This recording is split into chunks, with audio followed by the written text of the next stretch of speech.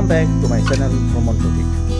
আমি এখন রয়েছি আমার বাড়ির নিয়ারেস্ট স্টেশন হাওড়া বর্ধমান কর্ট লাইনের বারুইপাড়াতে। আর আজকে আমি চলেছি দীঘা। তবে আজকে দীঘা আমি কিন্তু ট্রেনে যাচ্ছি না, আজকে যাচ্ছি বাসে। আমার বাস বুকিং রয়েছে স্প্ল্যানেড থেকে। এই বাসের টিকিট আমি অনলাইন বুক করেছি এবং অনলাইন যদি আপনারা বাসের টিকিট বুক করতে চান কিভাবে করবেন এবং তার লিঙ্ক সব আমি ডেসক্রিপশন বক্সে দিয়ে দিচ্ছি। আমার বাসের টাইম রয়েছে 11:30টায় স্প্ল্যানেড থেকে, আর এখন বাজে হচ্ছে প্রায় 9টা। আর এখন আমার ট্রেন আসতে চলেছে। চলুন তাহলে গিয়ে দেখা হচ্ছে। প্রথমে হাওড়া স্টেশন, তারপর স্প্ল্যানেড।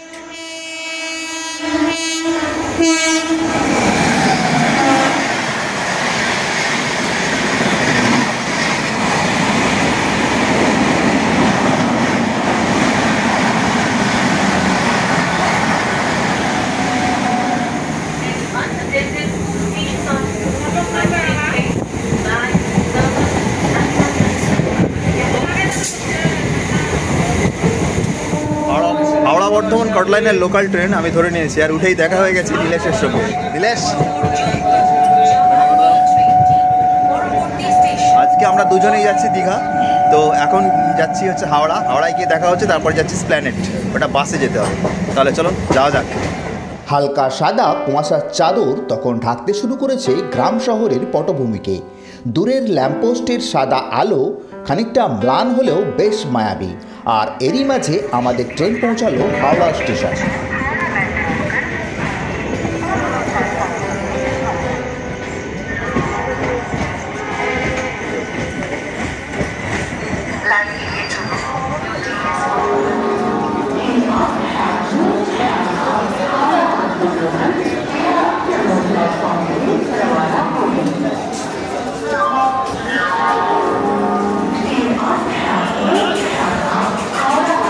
আমরা এসে পৌঁছালাম হাওড়া স্টেশন।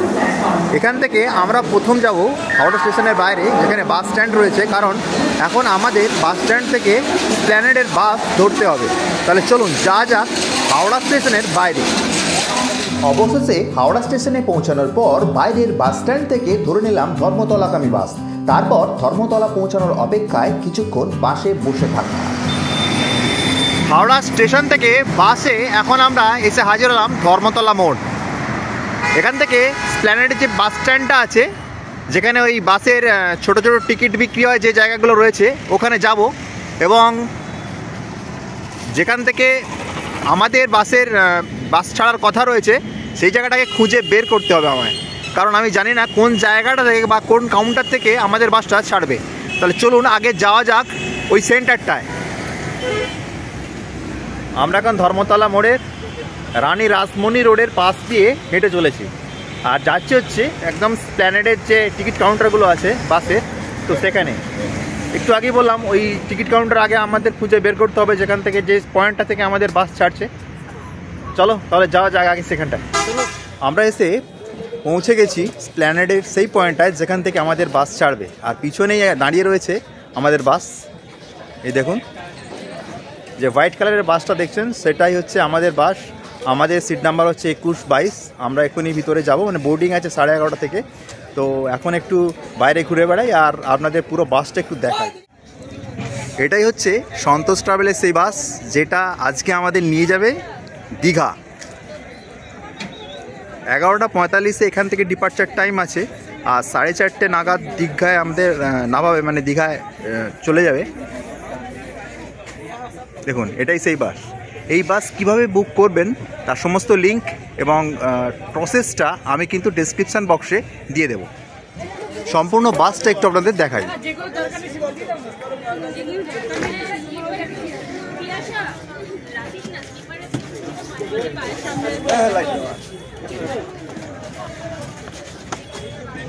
এই হচ্ছে বাসে ওঠার সিঁড়ি, এটা ইঞ্জিন। দেখুন এটা কিন্তু স্লিপার কোচ, ঠিক আছে, এটা কিন্তু স্লিপার কোচ, এবং এটা হচ্ছে সিটিং অ্যারেঞ্জমেন্ট। স্লিপার রয়েছে, তার সঙ্গে সিটিং অ্যারেঞ্জমেন্টও রয়েছে এই বাসে। ভিতরে এনভায়রনমেন্ট একটু দেখে নিন।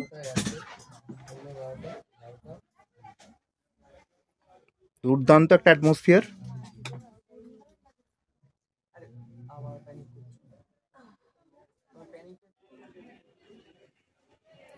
টোটাল বাসের ভিতরের অ্যাটমসফিয়ারটা আপনাদের দেখালাম।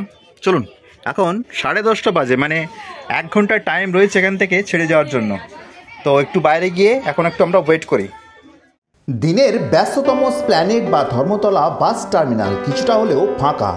বিভিন্ন কাউন্টারের পাশে দাঁড়িয়ে রয়েছে দেশের বিভিন্ন প্রান্তে পাড়ি দেওয়ার অপেক্ষায় রাত্রিকালীন বাস। তবে কোলাহলের দাপট বেশ কম, আর এটাই প্রায় নিঝুম হয়ে আসা রাতের কলকাতা। বোর্ডিংয়ের জন্য আমাদের বাস রেডি হয়ে গেছে, এবার আমরা বাসে উঠছি।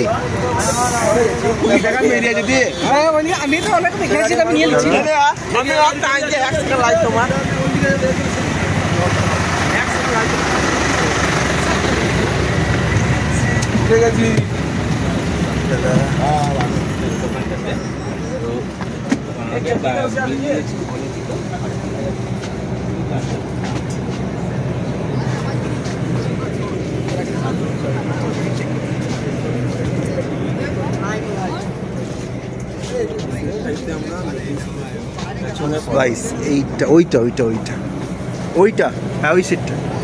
হ্যাঁ, চলো। 21-22 নাম্বার সিট এটা। আমরা এখন বাসে উঠে গেছি স্প্ল্যানেড থেকে। আর বাসটা তো আগে আপনাদের দেখিয়েছি, এবার ইন্টেরিয়রে মানে বাসের মধ্যে আমরা বসে আছি। 21-22 নাম্বার সিট। আর এখানে ঠান্ডা বাতাস, মানে এসি বাস, ঠান্ডাটা বড্ড বেশি লাগছে। কি হবে মাঝরাতে আমি জানি না, তাই তো নীলেশ? হ্যাঁ, তবে সিটিং অ্যারেঞ্জমেন্ট খুব ভালো বাসটা, আর খুব সুন্দর ডেকোরেশন বাসের মধ্যে। এখানে আপনাদের আগেই দেখিয়েছি, এখানে স্লিপারও রয়েছে। আর আমরা যদিও স্লিপার নিইনি, 4 ঘন্টার জার্নি, তার জন্য আমরা সিটিং অ্যারেঞ্জমেন্ট নিয়েছি। তো বেটার, কোনো অসুবিধা নেই। তাহলে চলো, রাতে কিছু জায়গা যেখানে স্টপেজ নেবে, যদি আমাদের মানে সেভাবে আমরা নাবি বা কোনো রকম মুভমেন্ট, আমরা সেটা দেখাবো, কোনো অসুবিধা নেই। তারপর গিয়ে দেখা হচ্ছে দীঘা। আজকের মতো গুড নাইট। দেখুন, এখানে সিটের ওপরে ঠিক দুটো রাউন্ড এসির জন্য ছোট ছোট উইন্ডো রয়েছে, যেগুলো এইভাবে খুলে আপনি এসির হাওয়াটা নিজের দিকে নিতে পারেন। কিন্তু আমাদের এসির হাওয়া একদমই লাগবে না, এই জন্য এটাকে অফ করলাম। আর তার পাশে রয়েছে চার্জিং পয়েন্ট, এটা হচ্ছে চার্জিং পয়েন্ট। এখানে দুটো পোর্ট রয়েছে, ঠিক আছে। আর এখানে একটা এসির পয়েন্ট রয়েছে যেটা কন্টিনিউয়াস ফ্লো করছে, এটা কিন্তু খুব সমস্যা করছে, মানে এটাকে অফ করা যায় না। আর এই কারণে আমাকে একটা অন্য বন্দোবস্ত নিতে হয়েছে। সেই বন্দোবস্তটা হলো এই রকম। দেখুন, আমি সম্পূর্ণ মুখটা ঢেকে নিয়েছি ঠান্ডার জন্য, মানে কিছুই করার নেই, এসি এতটাই ঠান্ডা লাগছে আর এই উইন্ডোটা বন্ধ করা যাচ্ছে না, তার জন্য। হালকা শীতল আমেজে বাসের হালকা দুলনিতে আরামদায়ক সিটে নিজেকে খানিকটা এলিয়ে দিয়ে ঢলে পড়লাম ঘুমের দেশে। আর আমাদের বাস কুয়াশার চাদরে ঢাকা কলকাতা শহরের মায়া কাটিয়ে ছুটে চলল তার গন্তব্যে। আর ঘুমের মধ্যেই পার হয়ে গেলাম শহর, গ্রাম, নদী, খাল, বিল। অবশেষে বাসের মধ্যে হঠাৎ করে জ্বলে ওঠা আলোয় ঘুম ভাঙল। হেল্পারের চেঁচামেচিতে বুঝলাম আমরা পৌঁছে গেছি কোলাঘাট। এখানে স্টপেজ 20 মিনিট। এখন এসে উপস্থিত হয়েছি কোলাঘাট, আর এখন ঘড়িতে বাজে 1:40। এখানে গাড়ি 20 মিনিট স্টপেজ দেবে এবং এখানে কিছু খাওয়া দাওয়া করা যেতে পারে। দেখি একটু চা বিস্কুট খেয়ে নেওয়া যাক। আর পিছনেই দাঁড়িয়ে রয়েছে আমাদের ভলভো বাস, দেখতে পাচ্ছেন।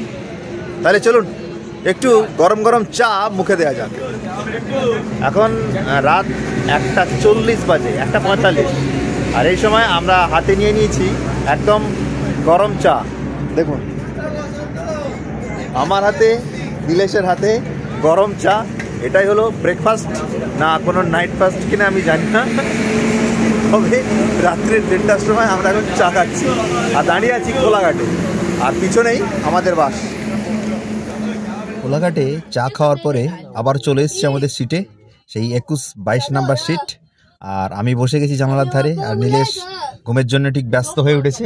হওয়ারই কথা, কারণ হচ্ছে রাত 1:30টার সময় কেউ ছটফট করার কথা নয়। তো যদিও আজকে আমরা জার্নির মধ্যে আছি, এই কারণে ঠিকঠাক ঘুম হয়তো হচ্ছে না, বাট ও কিন্তু ঘুমানোর জন্য রেডি হয়ে গেছে। আর আমি কিছু মানে শ্যুট করার জন্য আমি জানলার ধারে বসে গেছি আর ওয়েট করছি বাস ছাড়ার জন্য। ধীরমন্দ গতিতে বাস আবারও নড়াচড়া শুরু করলো। এবারের যাত্রাপথে কোলাঘাটকে টাটা বাই বাই জানিয়ে বাস ফিরল তার পুরানো ছন্দে। আর আমিও ক্যামেরা হাতে তাকিয়ে রইলাম বাইরের দিকে, আর ঘন সাদা কুয়াশায় ঢাকা ঘুমন্ত জনবসতি গভীর রাতে এক নিঝুম মায়াবলী। এরই মাঝে বাস নন্দকুমার, তাজপুর মোড় এইরূপ কিছু ছোট জায়গায় স্টপেজ নিলেও আমি নামা থেকে বিরতই ছিলাম আর অপেক্ষায় ছিলাম অন্তিম গন্তব্যের। গুড মর্নিং এভরিওয়ান, আমি হাজির হয়ে গেছি দীঘাতে এবং আমার পিছনেই দেখতে পাচ্ছেন সমুদ্র গর্জন করছে। জাস্ট বাস থেকে নামলাম, বাস আধ ঘন্টা লেট, আর আমি প্রায় 10 বছর পরে পুনরায় দীঘাতে আসছি। আমি দীঘা বহুবার এসেছি, কিন্তু লাস্ট দীঘা এসেছিলাম 2014, আর আজকে হলো 2025 সাল।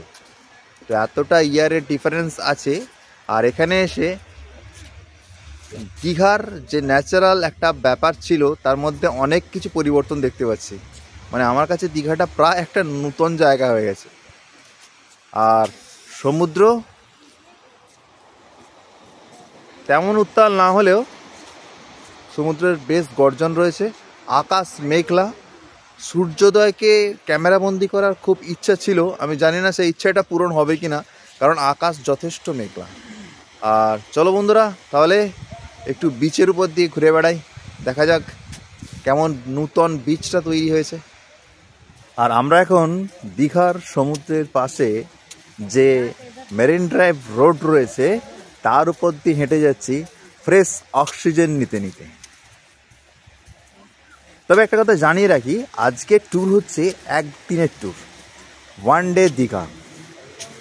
মানে আজকে বিকেলে আমাদের আরেকটা টিকিট রয়েছে ফিরে যাওয়ার জন্য।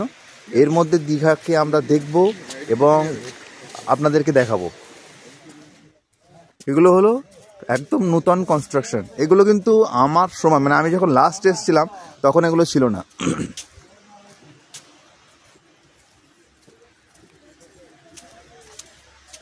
এখন আমাদের যাওয়ার উদ্দেশ্য হচ্ছে বা যাওয়ার ঠিকানা হচ্ছে মোহনা, তাই তো নীলেশ? আমার পাশ দিয়ে নীলেশ হেঁটে চলেছে। নীলেশ, কেমন লাগছে? খুব সুন্দর। 10 থেকে 11 বছর পূর্বের দীঘার সাথে বর্তমান দীঘা সুন্দরীর বিস্তর অমিল। প্রায় 1 দশকের সময়ের ব্যবধানে দীঘা সমুদ্রের উপরে বয়েছে কোটি কোটি তরঙ্গ, শয়ে শয়ে জোয়ার বাটা। তারাই নিয়ত এই পরিবর্তনের সাক্ষী। আগেরটা ভালো ছিল না বর্তমানটা, তা তো বিবেচনার বিষয়। তবে আমার মতোই দীঘা যাদের কাছে ভ্রমণের ইমোশন, তারা বুঝবেন এটা যেন কিছু হারিয়ে যাওয়ার অনুভূতি, কিছু একটার গরমিল। তবে এটা বলে দিই, আমি কিন্তু এখন ওল্ড দীঘায় আছি। মানে বাস থেকে আমরা ওল্ড দীঘাতেই নেমেছি, কারণ ফার্স্ট আমাদের একটা এমই ছিল ওল্ড দীঘা থেকে, যেহেতু মোহনাটা কাছে হয়, সে মোহনা পর্যন্ত আমরা একটা মর্নিং ওয়াক করব। এটা আজকে আমাদের একটা উদ্দেশ্য ছিল, আর তার জন্যই আমরা ওল্ড দীঘায় বাস থেকে নেমেছি এবং যাচ্ছি মোহনার দিকে। ওল্ড দীঘা থেকে আমরা মর্নিং ওয়াক করতে করতে পৌঁছে গেলাম মোহনা মাছের আড়ত। এটা শুটকি মাছের দোকান। কত রকম মাছ রয়েছে।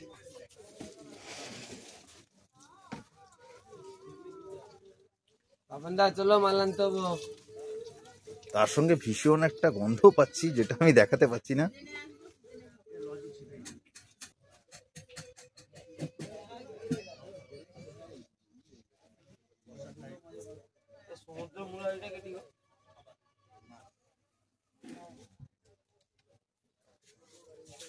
আমরা এখন মোহনার মাছের আড়তে ঘুরে বেড়াচ্ছি। আমি রয়েছি, আমার সঙ্গে রয়েছে নীলেশ, আর দেখছি সমস্ত কত রকম মাছ এসছে এখানে। আর একটা জায়গায় গেছিলাম যেটা হচ্ছে শুটকি মাছ প্রচুর, আর প্রচন্ড গন্ধ। এই দেখুন আমার পিছনে মাছের দোকানগুলো। এখানে যেটা ফ্রি সেটা হচ্ছে গন্ধটা কিন্তু একদম ফ্রি। এটা আরেকটা দোকান শুটকি মাছের। কত রকম শুটকি মাছ রয়েছে দেখুন, প্রচুর রকমের শুটকি মাছ রয়েছে।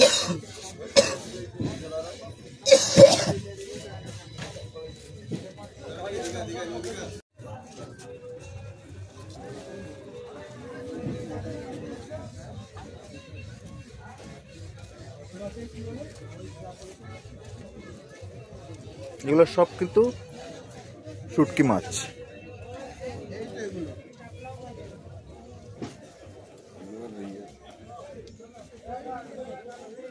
এই মাছ বাজারে চত্বরটা একটু দেখাই আপনাদের, যদিও এখনো সব দোকান খোলেনি।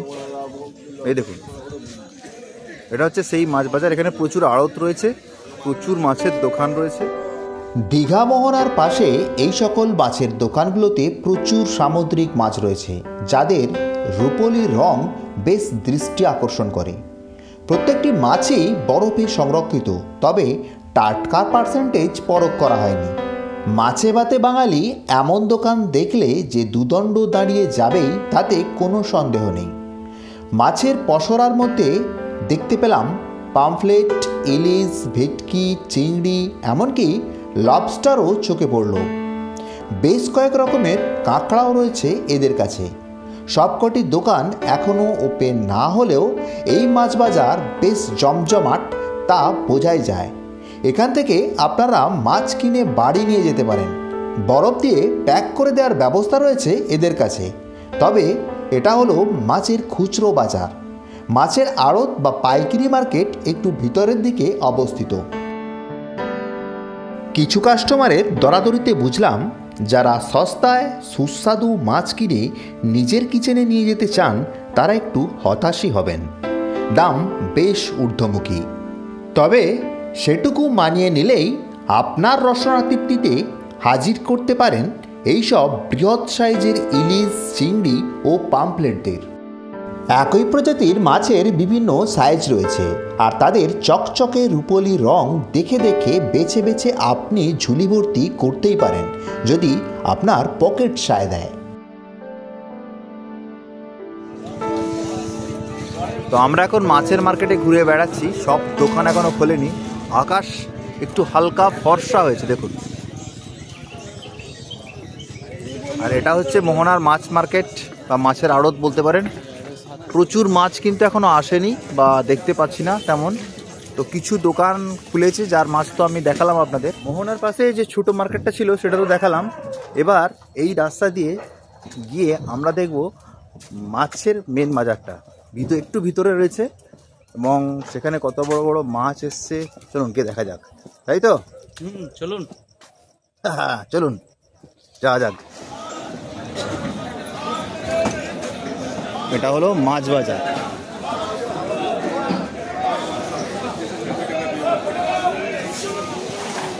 একটু দেখাই কি কি মাছ রয়েছে এখানে। এই দেখুন, এখানে কাঁকড়া রয়েছে, কাঁকড়া।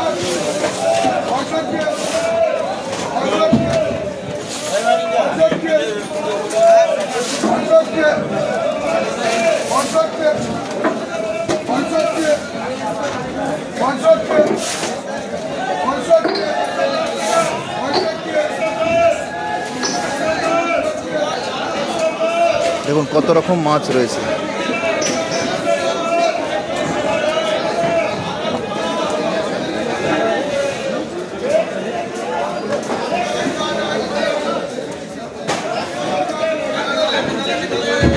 কত রকম কাঁকড়া দেখেছেন, ভেটকি।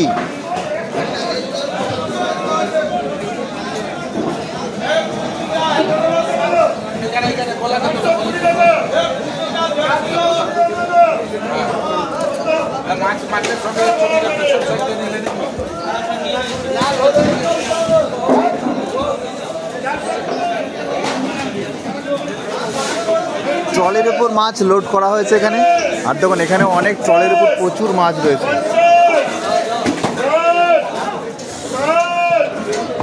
সম্পূর্ণ মাছের আড়ত এটা, এবং প্রচুর দোকান রয়েছে দেখুন।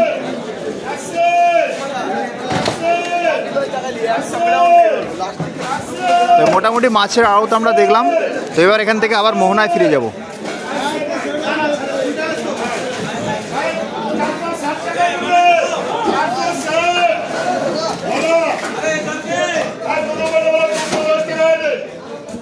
এই জায়গার নাম দীঘা মোহনা। দেখুন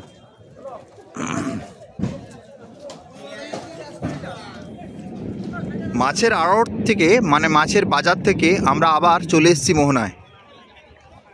নদী, সমুদ্র আর বালুকা বেলা। ওই দেখুন নৌকা আসছে, একটা মাছ ধরে নিয়ে আসছে। ওই যে ট্রলার আসছে দুটো। চলুন তাহলে এটা বরাবর যাই।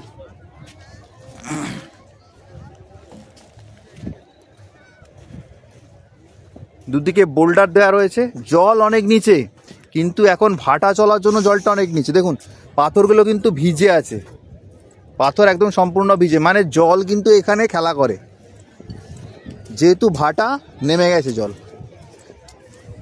আর নদীতে জল নেই বলে মনে হচ্ছে। এটা হচ্ছে দীঘার নদী মোহনার সি বিচটা। মোহনার যে সি বিচ সেটা হচ্ছে এটা। মোহনার বাজার দেখালাম, মাছের বাজার দেখালাম, আড়ত দেখালাম, আর এটা হলো মোহনার সি বিচ। আর এই নদীর নাম চম্পা। যার জন্য নাম মোহনা, সেই যার মোহনা সে হলো চম্পা নদী। এই দেখুন চম্পা নদী, নদীতে স্রোত রয়েছে, দেখেই বুঝতে পারবেন। দেখুন যথেষ্ট স্রোত রয়েছে, কিন্তু ভাটাতে নদী থেকে জল নিচে নেমে যাচ্ছে।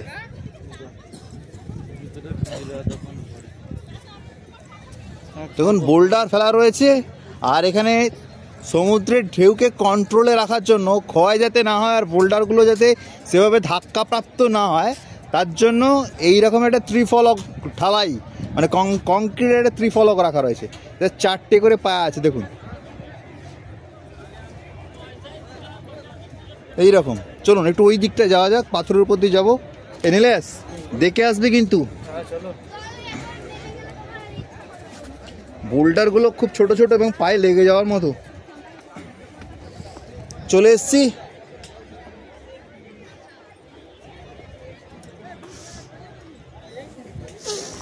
নদীতে যথেষ্ট স্রোত রয়েছে।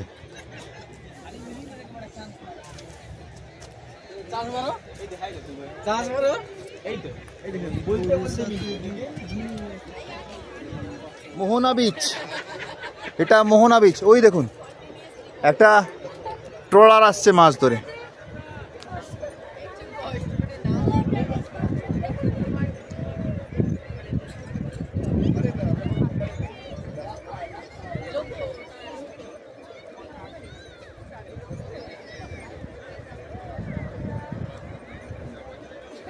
একটা ট্রলার আসছে দেখালাম।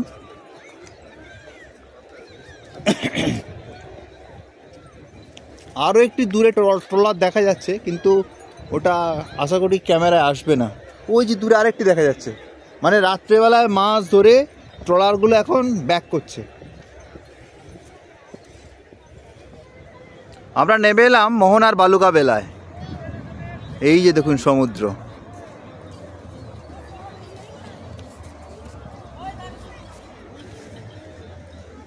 এটা নদী, যে নদীটা এতক্ষণ দেখাচ্ছিলাম না আপনাদের, সেটা হলো নদী। ওই দিকে ঝাউবন দেখা যাচ্ছে, দেখুন সবুজ অংশটা কিন্তু ঝাউবন। আর নদীটা এঁকে বেঁকে এই জায়গায় সমুদ্রের সঙ্গে মিশেছে।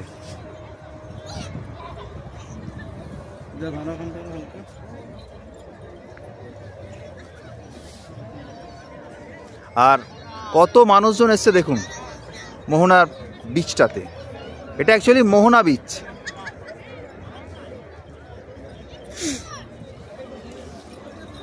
এই জায়গা থেকে সূর্যোদয় অত্যন্ত সুন্দর দেখায়, কিন্তু আজকে সূর্যোদয় তো দূরের কথা, সূর্যের মুখই দেখা যাচ্ছে না। সূর্যোদয় যা আকাশের রংটা দেখে বোঝা যাচ্ছে সূর্যোদয় কিন্তু অনেকক্ষণ আগেই হয়ে গেছে, কিন্তু সূর্যের মুখ এখনও পর্যন্ত দেখা যাচ্ছে না। আকাশে প্রচুর মেঘ রয়েছে।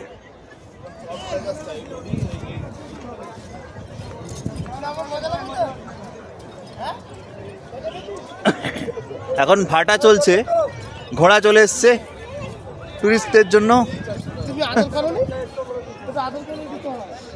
ওই যে দূরে বড় বড় সেটগুলো দেখছেন, ওগুলো কিন্তু নতুন মাছ আড়ত তৈরি হওয়ার জন্য তৈরি হয়েছে, কিন্তু এখনও সে বাজার ওখানে উঠে আসেনি। যে বাজারটা আপনাদের দেখালাম ওটা ওখানে উঠে যাওয়ার কথা, মানে নতুন মাছ আড়তটা ওখানে যাবে, কিন্তু সেটা এখনও শুরু হয়নি, শুধু সেটটা করে রাখা আছে।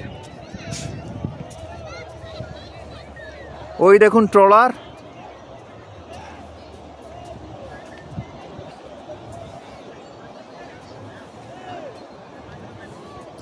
এখন একদম কমপ্লিট ভাটা চলছে, কমপ্লিট ভাটা।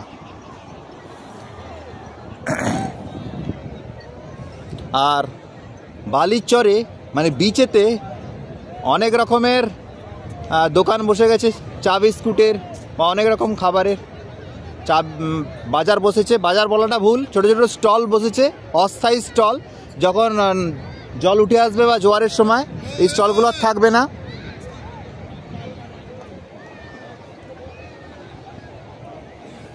আর আমাদের মোটামুটি মোহনা দেখা শেষ।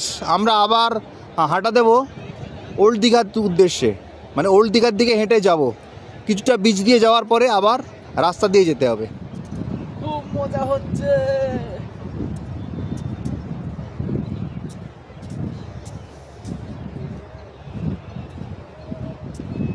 কতটা চওড়া বিচ দেখছিস, অনেক চওড়া বিচ। না, দীঘা বিচ অনেক চওড়া, পুরী বিচ কিন্তু ন্যারো। ঢেউ তো খতরনাক। হ্যাঁ, ঢেউ খতরনাক। দেখুন দীঘায় স্পিড বোট চলছে দেখুন।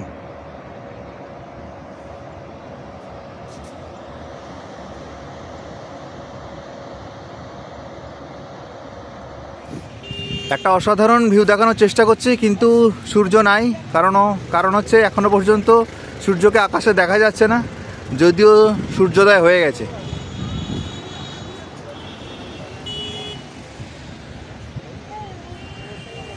এখানে কিছু ঝাউবন রয়েছে, বালিয়াড়ি মানে বালিয়াড়ি রেমন্যান্ট। এই পুরো অঞ্চলটা এখান থেকে শুরু করে একদম এই মোহনা পর্যন্ত আগে বড় বড় বালিয়াড়ি ছিল, আর বালিয়াড়িগুলোর উপরে হচ্ছে ঝাউবন ছিল। তো সেগুলো সুনামির পরে সব ইরেজড হয়ে গেছে, আর কিছু রেমন্যান্ট পড়ে আছে যেগুলো দেখতে পাচ্ছেন উঁচু উঁচু ছোটো ছোটো গাছপালায় ভর্তি। আর তার মতোই এটাও এই একই কন্ডিশন। আর তার পাশ দিয়ে মেরিন ড্রাইভ রোডটা চলে গেছে একদম মোহনা পর্যন্ত।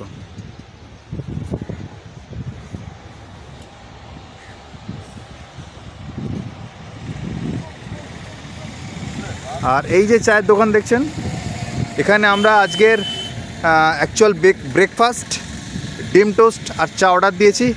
সেটা রেডি হচ্ছে, রেডি হলেই আজকের ব্রেকফাস্ট করে বাকি যা কাজকর্ম রয়েছে সেগুলো চলবে। এটা হচ্ছে আজকে এখন আমাদের ব্রেকফাস্ট, ডিম টোস্ট। দুটো ডিম টোস্ট নিয়েছি, একটা নীলেশের একটা আমার। আর চায়ের অর্ডার দেওয়া হয়েছে, এটা খাওয়ার পরে চা নিয়ে আসছি। তো এটা হচ্ছে ব্রেকফাস্ট। আর কোন জায়গাটায় বসে খাচ্ছি একটু দেখে নিন জায়গাটা। এই যে আমরা এই জায়গাটায় বসে আছি, দুর্দান্ত একটা ভিউ, মানে এটা স্টেডিয়াম আর কি। এটা স্টেডিয়াম। ঠিক আছে, ব্রেকফাস্টের পরে ফিরে আসছি আবার।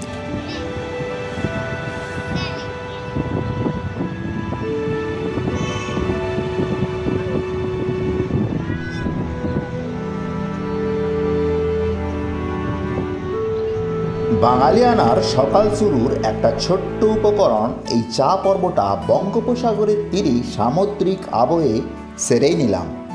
তারপর নূতন করে সজ্জিত হয়ে ওঠা ওল্ড দীঘার বিচের পাশে রকমারি গ্রাউন্ড টাইলস আবৃত রাস্তা দিয়ে হেঁটে চললাম।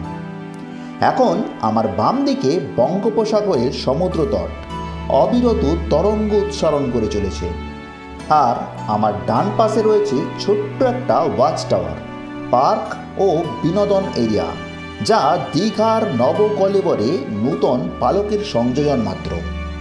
এককালে দীঘা ছুটে আসতাম সমুদ্র, বালুকা বেলা, বালিয়াড়ি, ঝাউবনের প্রকৃতির মধ্যে নিজেকে হারিয়ে ফেলার লোভে। কংক্রিটের জঙ্গল থেকে প্রকৃতির মাঝে ভ্রমণের স্বাদ নিতে নির্জন বালুকা বেলায় ঝাউবনের পাশে হেঁটে বেরিয়েছি ওল্ড দীঘা থেকে তালসারি। বুঝলাম সেসব আজ ইতিহাস। সমুদ্রের মধ্যে কেমন এক রিক্ত ভাব, এক সমুদ্র হাজার ঢেউ, আর তাতেই কেমন এক শৈথিল্য। প্রকৃতির যে রূপের মাধুর্য নিতে এতদিন পর বাঙালির দীঘা পুরী দার্জিলিং ডিপুদা কম্বিনেশনের প্রথমটিতে ছুটে এসেছিলাম, বুঝলাম তা হারিয়ে গেছে। এখন তা শুধুই স্মৃতিমাত্র। তবে এসব আমার ইমোশনাল রিফ্লেকশন হতে পারে, তাই বিচারটা আপনাদের হাতেই ছেড়ে দিলাম। মতামত দেওয়ার ইচ্ছে থাকলে কমেন্ট সেকশনে দিতেই পারেন। আর একটা প্রশ্ন মাথার মধ্যে ঘুরেই চলেছে, উত্তরটা অধরাই। আচ্ছা, মানুষ কি প্রকৃতিকে সাজিয়ে তুলতে পারে? উত্তরটা জানা থাকলে কমেন্ট বক্স তো খোলা রইলই আপনাদের জন্য। চলুন এই সংক্ষিপ্ত ভ্রমণের মাঝে এবার পা বাড়াই হোটেলের দিকে। এখন আমরা একটা হোটেলের রুমে এসে উঠেছি। এটা ক ঘন্টার জন্য নিয়েছি, এর ভাড়া কত এবং এটা কিভাবে বুক করলাম, কোন হোটেল, সেটা আমি ডিসক্রিপশন বক্সে দিয়ে দিচ্ছি। তবে আগে বলি যে কাল রাত থেকে বাস জার্নি করে আসার পরে রিফ্রেশমেন্ট আমাদের সেভাবে কিছু হয়নি। তো এখানে স্নান বা অন্য সমস্ত কিছু ক্রিয়াকর্ম এখানে করে আমরা বেরিয়ে যাব, মানে এই জন্য 3 ঘন্টার জন্য নিয়েছি। আর স্নান টান করার পরে আমরা বাকি খাওয়া দাওয়া সব বাইরে করব। আর রিফ্রেশমেন্টের জন্য ঘরটা নেওয়া হয়েছে। চলুন একটু ঘরটা আপনাদেরকে ঘুরে দেখাই। আহামরি কিছু নয়, জাস্ট 3 ঘন্টার জন্য একটা রিফ্রেশমেন্ট লাগে, আর তার জন্য আমরা এই ঘরে এসেছি। চলুন ঘরটা কেমন একটু দেখাই। এসি লাগানো রয়েছে কিন্তু এসি কানেক্টেড নেই, আর এসি আমাদের প্রয়োজনও নেই, কারণ কালকে এসি বাসের মধ্যে খুব সমস্যা তৈরি করেছিল। তবে একটা চিলেকোটার ছাদ, মানে একদম উপরের ছাদ। আর এই হচ্ছে রুমের স্ট্রাকচার। খুব বড় রুম নয়, মোটামুটি একটা লেভেলের রুম। এই যে উপরে একটা ডেকোরেশন রয়েছে, জাস্ট রয়েছে, এগুলো খুব একটা প্রয়োজনও আমাদের নেই। আর এখানে বাথরুমটা দেখাই, যেটা আজকের জন্য মেন প্রয়োজন আমাদের। আচ্ছা, এই কোমোড রয়েছে, গিজার রয়েছে, আর বেসিন রয়েছে। এইটুকু হলেই আমাদের মোটামুটি চলে যাবে আমাদের আজকে যেটুকু চাহিদা। তো ঘরটা দেখালাম, আর পরে আসছি আফটার রিফ্রেশমেন্ট, আবার দেখা হচ্ছে।